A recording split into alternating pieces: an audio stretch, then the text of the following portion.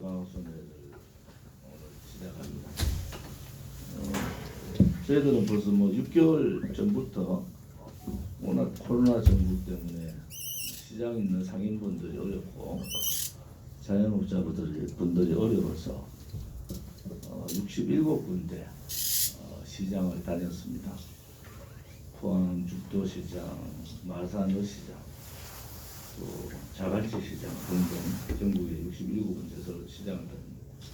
오늘은 안동 중앙신시장을 또 방문을 합니다. 특히 오늘 구미는 박근혜 대통령께서 사면복권 발표된 이후에 우리 박정희 대통령 각하의 고향이신 구미에서 기자분들을 뵙고 여러 가지 정부 현안에 대해서 말씀들을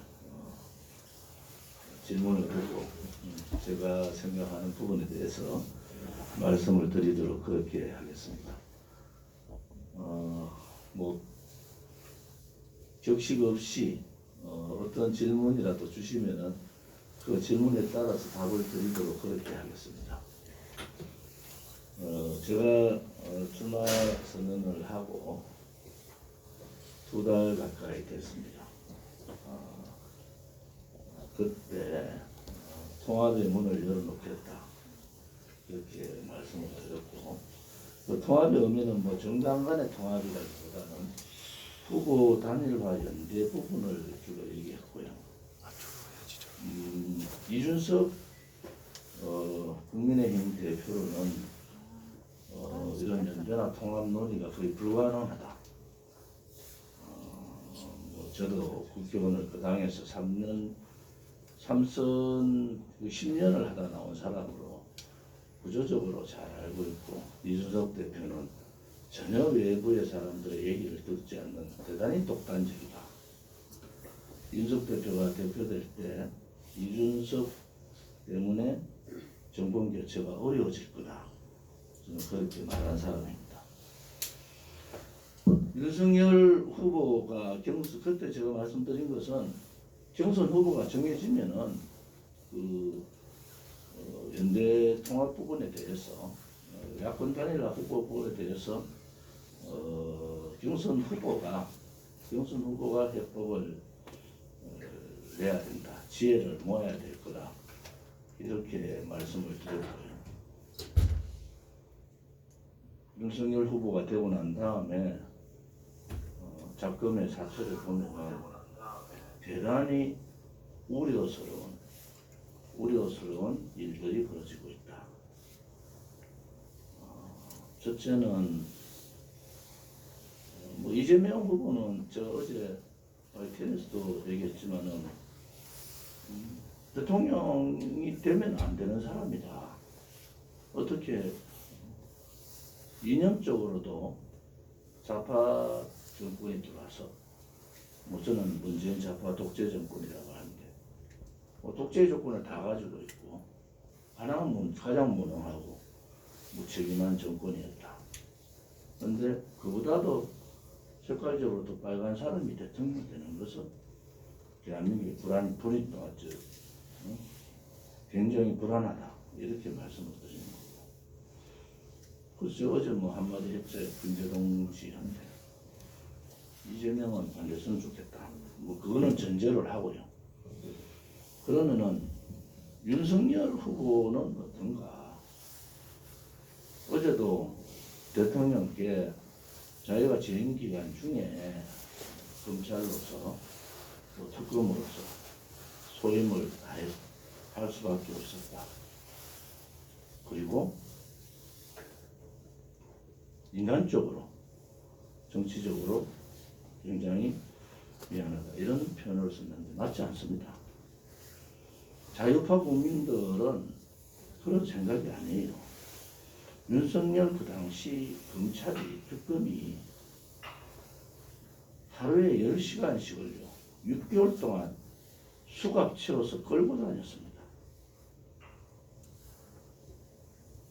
전 세계에서요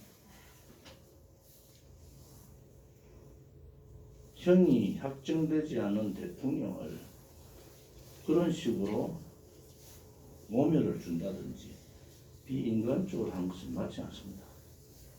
또 하나는 제3자 뇌물죄, 경제공동체, 듣도 보도 못한 묵시적 청탁까지 갖다 붙였잖아요.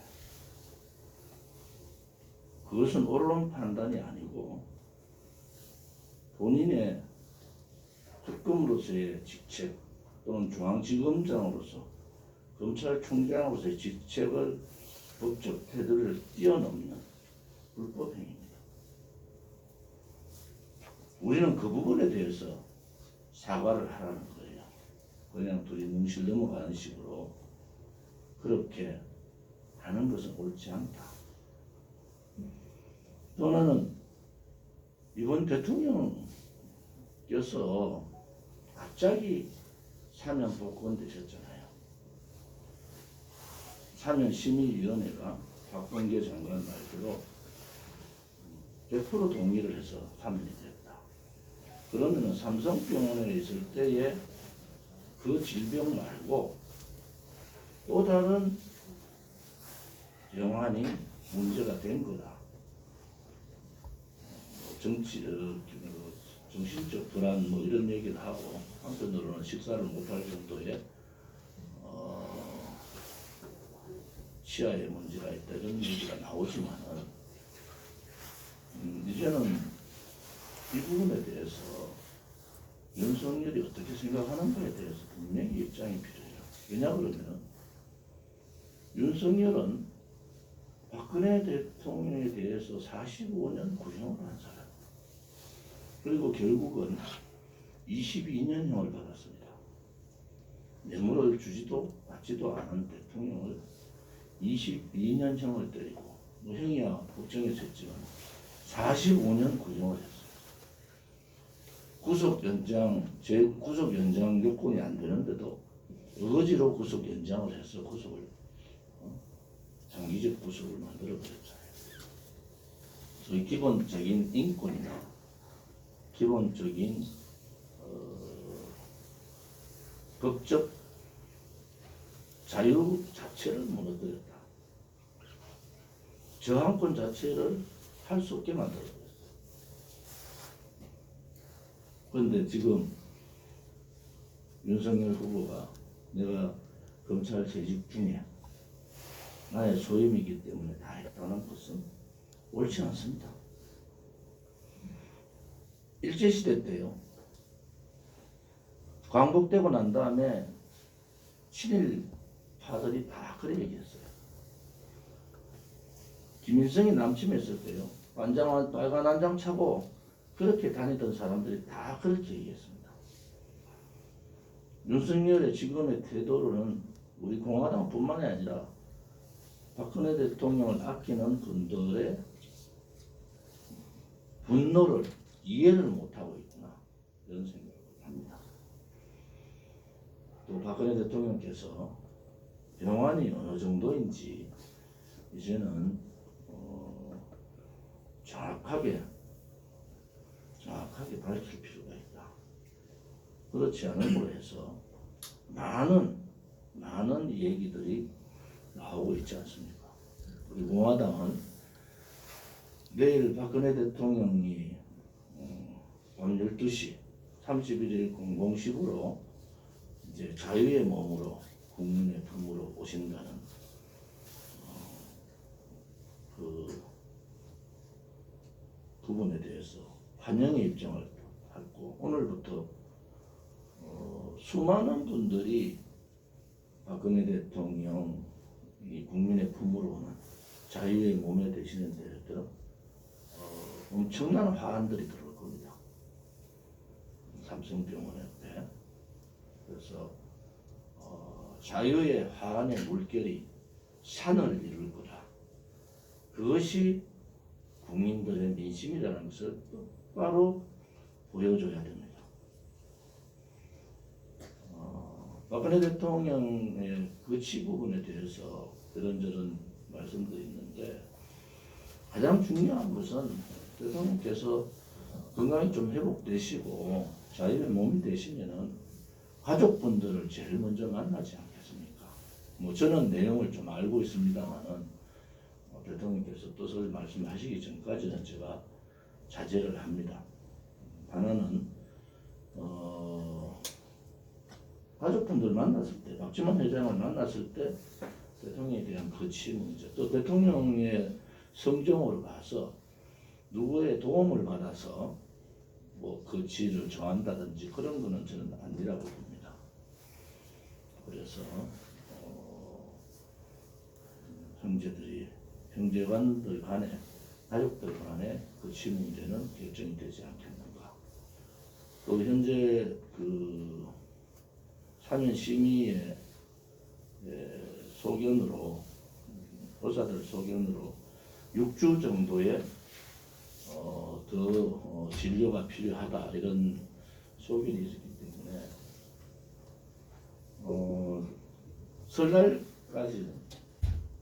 설날까지는 병원에 계시지 않겠느냐 이런 생각을 가집니다.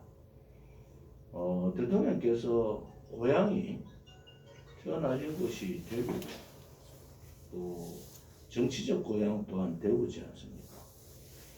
특히 대구 경북에 우리 시도민들이 박근혜 대통령에 대한 애틋함 또 박근혜 대통령에 대한 사랑 이것은 어느 지역에 비할 수 없을 겁니다. 그래서 대통령께서 만약에 대구에 거주하시기를 원하시면은 우리 공화당은 거기에 맞춰서 모든 준비를 다 하도록 하겠습니다.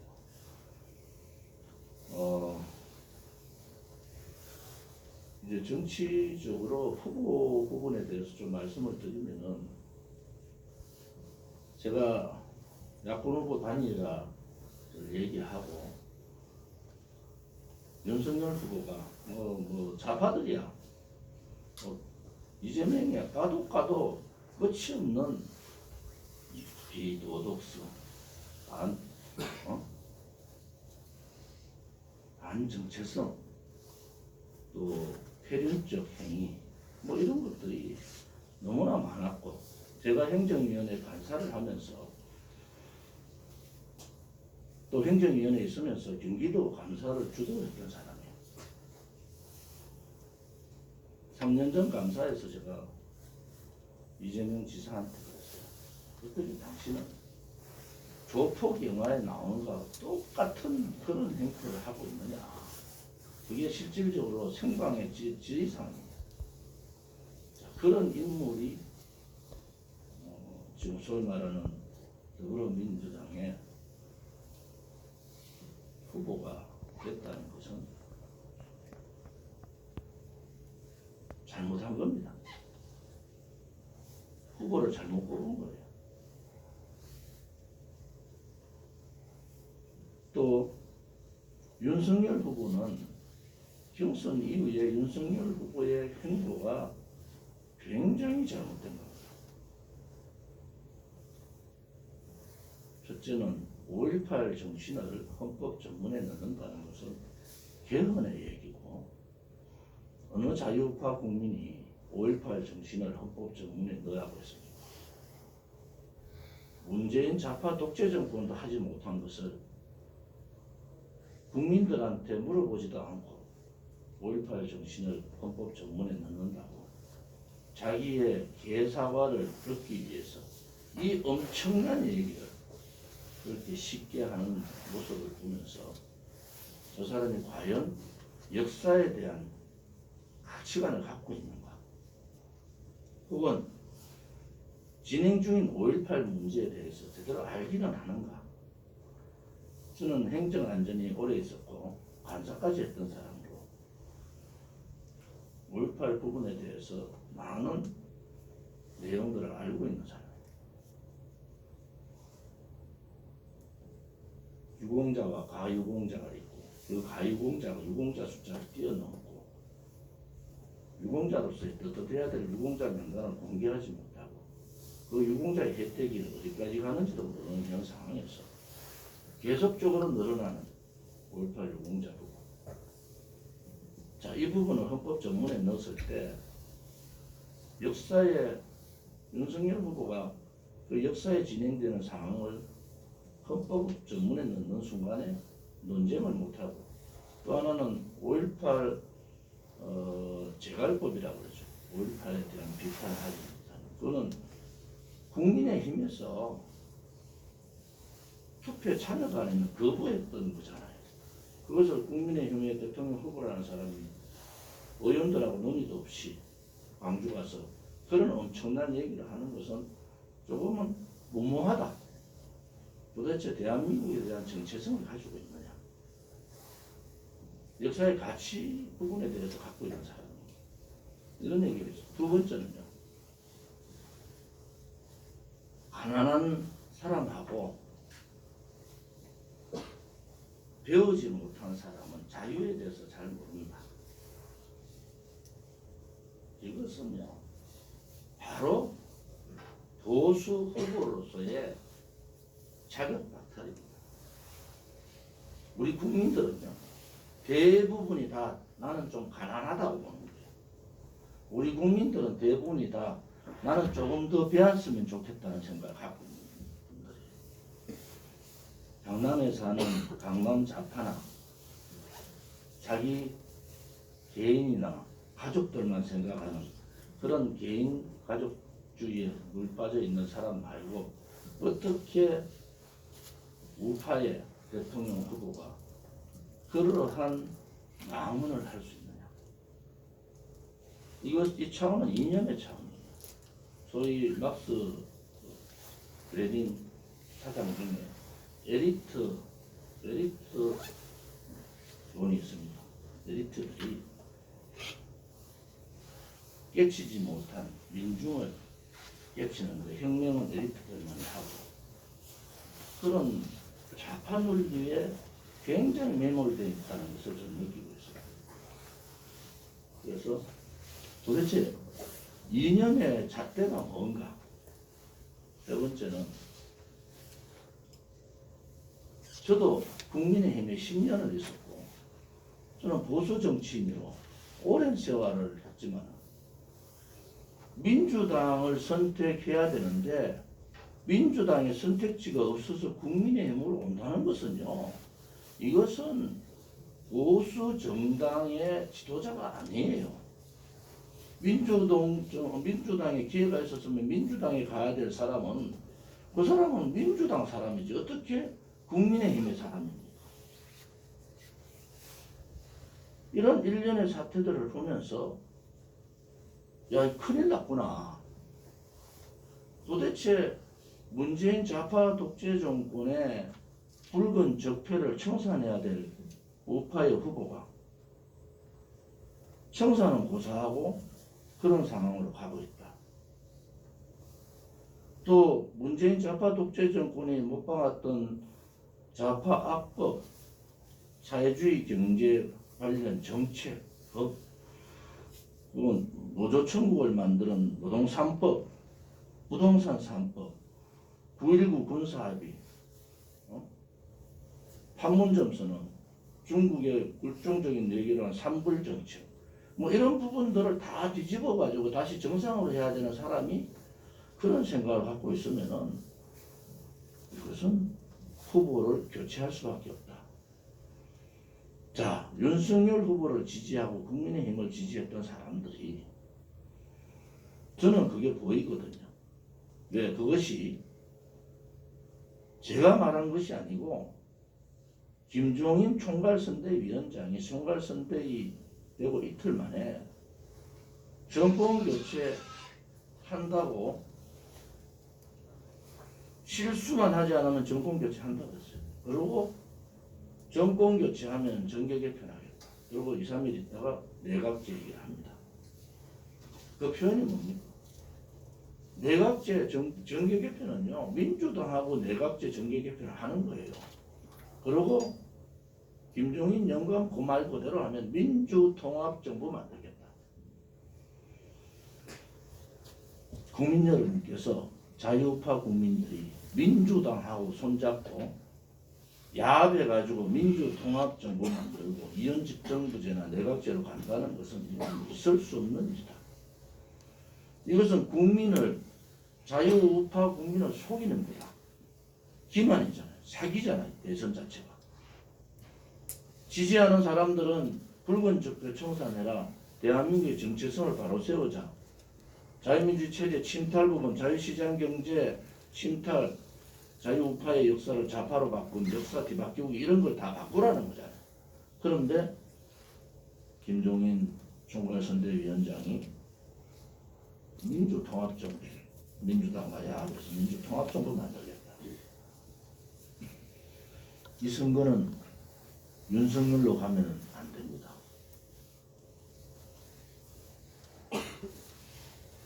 만약에 지지를 했는데 김종인 총괄선대위원장 말대로 민주당과 야합해가지고 내각제 개헌 혹은 이원집정부제 개헌, 이원집정부제로 갈 확률이 더 있겠죠. 개헌을 통해서 민주통합정부를 만들면은 첫째는 자유민주주의 체제가 붕괴됩니다.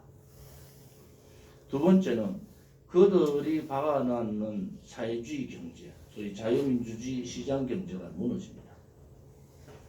세 번째는 자유통일이라는 우리의 염원이 아니고 사회주의 연방제로 가는 길이다. 또 하나, 박근혜 대통령에 대한 불법 거짓 탄핵은 그냥 묻혀버리고 이승만 대통령의 건국정신, 자유정신은 무너집니다. 박정희 대통령의 한강의 기적과 대한민국의 위대한 역사도 뒤바뀔 수밖에 없는 상황이 온다. 지난 박근혜 대통령 탄핵 시기에 새누리당에 돈 많은 순서대로 다 나갔습니다. 자산 많은 순서대로 1, 2, 3, 4등 다